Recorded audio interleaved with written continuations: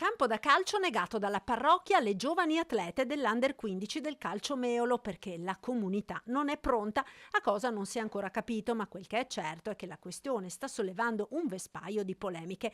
Il campo è quello di Losson della Battaglia, frazione di Meolo, per il quale la locale società calcistica ha chiesto al parroco l'utilizzo ottenendo risposta negativa. Mi viene da dire inizialmente di sgomberare il campo da ipotesi, diciamo, di chiusura della comunità e discorsi legati alla questione di genere. Assolutamente questo non rappresenta di certo la comunità lossonese o meolese e sono convinto che qui ci sia anche un malinteso con le dichiarazioni che sono state rilasciate dal parroco. Lo stadio a Meolo c'è, ma non ci sono gli spogliatoi e i servizi separati per garantire la privacy delle atlete prima e dopo allenamenti e partite.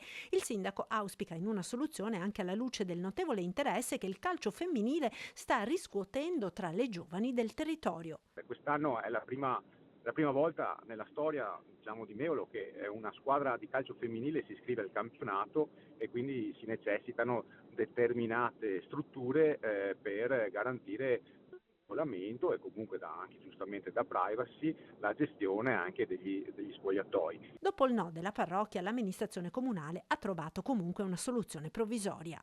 Ci siamo arrabattati, diciamo così, per trovare una soluzione di emergenza che consenta il cambio alle atlete negli spogliatoi del vicino palazzetto dello sport e per poi farle trasferire in campo sportivo per giocare la partita. Il sindaco, a nome dell'intera comunità, spera che a breve sia possibile trovare una soluzione più adatta e comoda per le ragazze della squadra.